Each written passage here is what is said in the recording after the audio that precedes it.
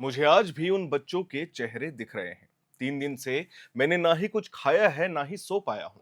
जबलपुर के बरगी डैम में हुए दर्दनाक क्रूज हादसे के बाद क्रूज चालक महेश पटेल के ये शब्द पूरे देश को झकझोर रहे हैं। लेकिन सबसे बड़ा सवाल यही है कि अगर मौसम खराब था, अगर खतरे के संकेत साफ थे, अगर सुरक्षा के दावे किए जा रहे थे, तो आखिर 11 लोगों की जान कैसे चली गई? जी हां, 2 बच्चों की और जान जा चुकी है। आज हम आपको एक एक करके पूरा मामला विस्तार से बताएंगे कि क्रूज चालक महेश पटेल ने अंतिम समय तक क्या देखा और किस तरीके से पूरी परिस्थिति को संभालने की कोशिश की गई।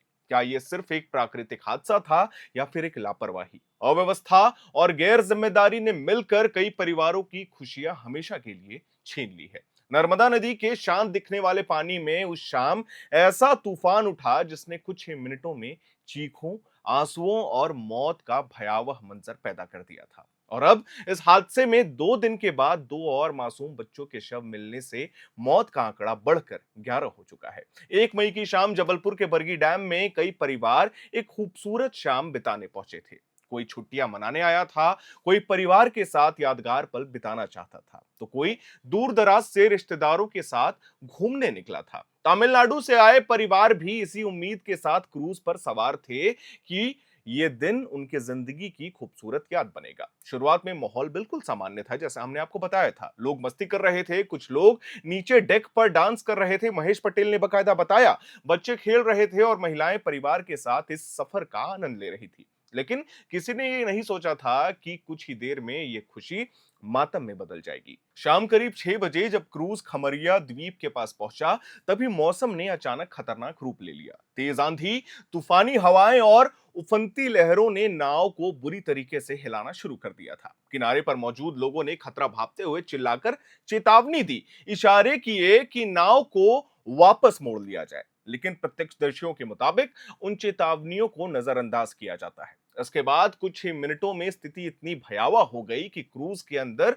अफरा तफरी मच जाती है। लोग घबरा कर इधर उधर भागने लगे, बच्चे रोने लगे, महिलाएं चीखने लगी, और ये सब महेश पटेल बता रहे हैं जो क्रूज चला रहे थे। लेकिन सबसे बड़ा आरोप यही है कि यात्रा शुरू होने से पहले किसी यात्री को लाइफ जैकेट क्यों नहीं दिया गया था। बचे हुए यात्रियों का यह दावा है कि लाइफ जैकेट्स नाव में मौजूद जरूर थे, वो थे, लेकिन वो पैक थे, रस्सी से बांधे हुए थे।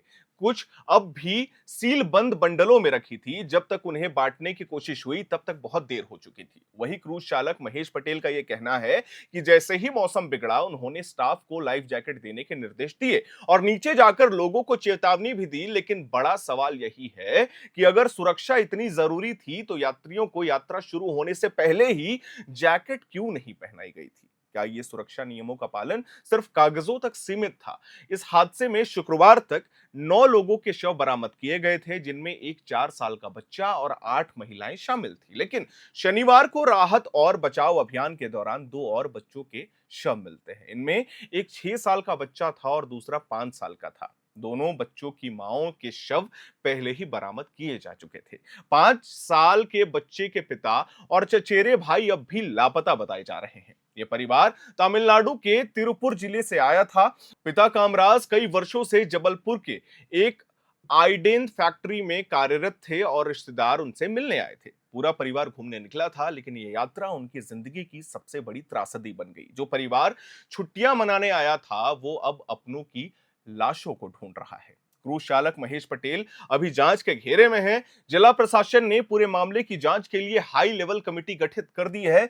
जांच इस बात पर केंद्रित है कि क्या सुरक्षा मानकों का पालन किया गया था, क्या मौसम की चेतावनी को नजरअंदाज किया गया, क्या यात्रियों की संख्या अधिक थी जो कि नहीं बताई जा रही है, इसे पहले ही क्लियर कर दिया गया है, और क्या लाइफ जैकेट सही समय पर उपलब्ध कराई गई थी। महेश पटेल का यह दावा है कि उन्होंने खुद 3-4 बच्चों को बचाया है, लेकिन सर्वाइवर्स की कहानी इससे अलग तस्वीर पेश करती है। उनके मुताबिक हादसे के वक्त किसी तरह की स्पष्ट सुरक्षा व्यवस्था वहां बोट पर मौजूद नहीं थी। घबराहट इतनी ज्यादा थी कि लोग खुद को बचाने के लिए संघर्ष कर रहे थे। कई लोगों को तैरना नहीं आता था और सबसे ज्यादा महिलाएं और बच्चे ही इसकी चपेट में आ गए, जो कि आपने देखा भी। यह हादसा सिर्फ एक नाव दुर्घटना नहीं है, एक क्रूज दुर्घटना नहीं है, बल्कि पर्यटन स्थलों पर सुरक्षा व्यवस्था की गंभीर पोल खुलता है। सवाल यह है कि अगर मौसम खराब था तो क्रूज को अनुमति क्यों दी गई? ये सबसे पहला सवाल। अगर तूफान की आशंका थी तो यात्रियों को रोका क्यों नहीं गया? दूसरा सवाल, अगर लाइफ जैकेट्स मौजूद थी तो उनका इस्तेमाल पहले ही क्यों नहीं सुनिश्चित किया गया था? ये तीसरा सवाल,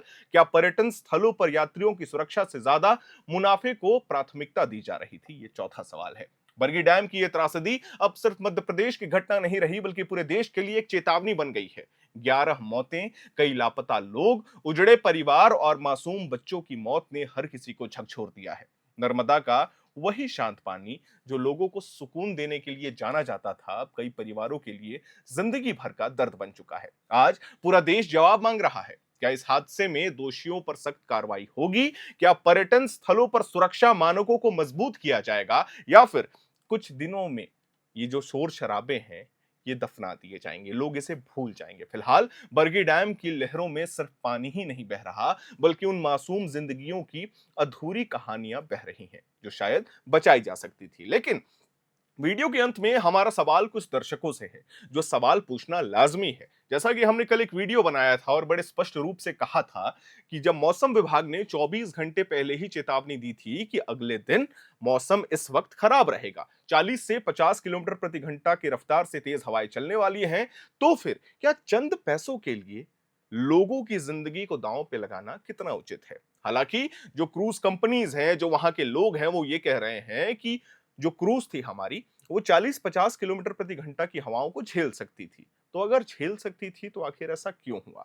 एक वीडियो आपने देखा होगा जहां बड़े स्पष्ट रूप से यह देखा जा सकता है कि जैसे ही नाव का आगे का हिस्सा पानी से भरना शुरू होता है, तब वहां पे लोग कुछ बंडल खोल रहे होते हैं जिसमें लाइफ जैकेट्स थे। वो रस्सियों से बंधा हुआ था, जोर से बंधा हुआ था। ये तो वही बात हो गई कि एक्सीडेंट होने के बाद जो है वो हेलमेट लगाया जा रहा है। आखिर क्यों नहीं पहले से ही सुरक्षा व्यवस्था को दुरुस्त किया गया था? आखिर आपको पता था कि जब मौसम खराब होने वाला है तो आप छोटे-छोटे बच्चों को लेकर के वहां क्यों गए थे? और सबसे बड़ी गलती है उन क्रूज कंपनियों की, जिन्हें यह बात पता थी कि मौसम बिगड़ने वाला है, क्योंकि ये लोग जब भी ऑपरेट करते हैं तो मौसम विभाग के हिसाब से ही ऑपरेट करते हैं। अब ये सारे पड़ाव और प्रस्ताव जो है हमने आपके सामने रख दिए। इसमें अपडेट यही था कि शुक्रवार तक 9 लोगों की लाशों को निकाला गया था। उसके बाद कल शनिवार देर शाम 2 छोटे बच्चों को और निकाला गया, जिनकी उम्र 5 साल और 6 साल बताई जा रही है। कुछ लोग अभी भी लापता बताए जा रहे हैं, उन्हें नहीं ढूंढा गया है। खैर, आने वाले समय में इस मामले को लेकर के क्या अपडेट्स आएंगे, ये अपने चैनल के माध्यम से अपने दर्शकों को हम जरूर देंगे। मैं उम्मीद करता हूं आज की हमारी ये जानकारी और रिपोर्ट आपको पसंद आई होगी। वीडियो को लाइक करें, शेयर करें, हमारे चैनल को सब्सक्राइब करें। कैमरे के पीछे मौजूद है मेरी सहयोगी सुमन, मेरा नाम है हर्षित और आप देख रहे हैं एयर नाउ।